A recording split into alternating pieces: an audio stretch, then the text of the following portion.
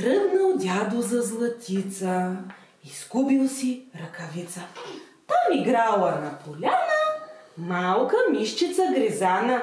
Ръкавичката видяла и на топличко се свряла.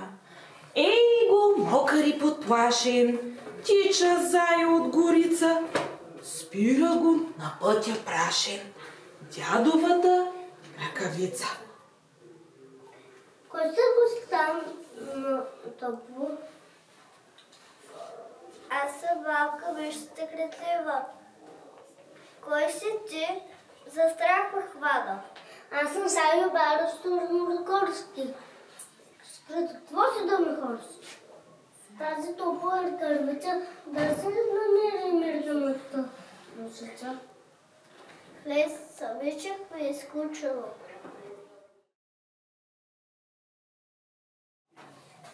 Подир малко иди лиса. Насред пътя се кордиса и лукаво се подсмива. Кой живее тук? Малка мишчица гризлива.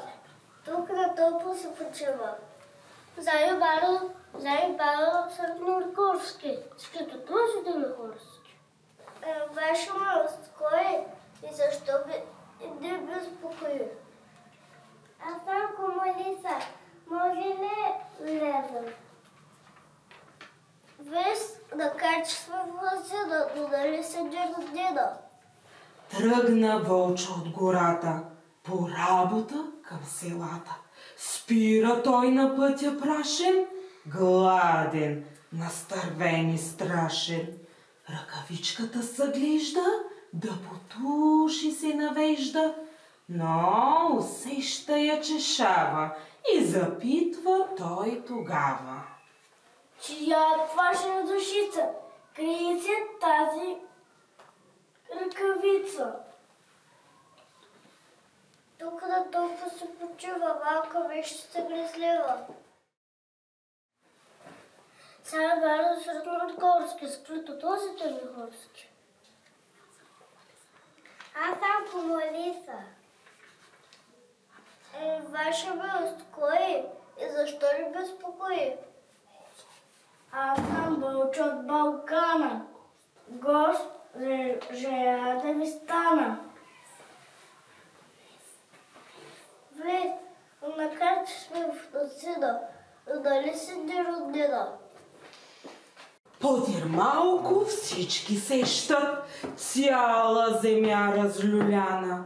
Иди рошава мецана, в ръкавичката надникна и юнашки се провикна. Чия плашена душица скри се в тая ръкавичка. Тук на топло се почива малка мишчица гризлива. Зайо Баро Средногорски. Скрито този Търногорски. Аз съм Комалиса. Аз съм Комчо Вълчо от Балкана.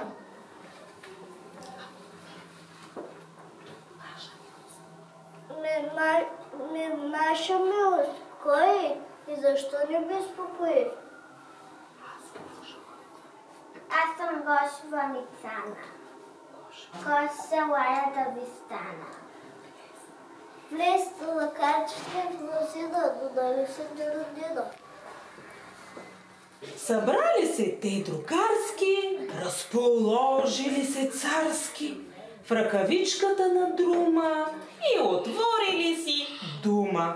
Скоро дядо от Златица се завърна да потърси своята топла ръкавица. И вървейки, и кашлейки, насред пътя той се спира, гледа и не верва. Ръкавичката му шава.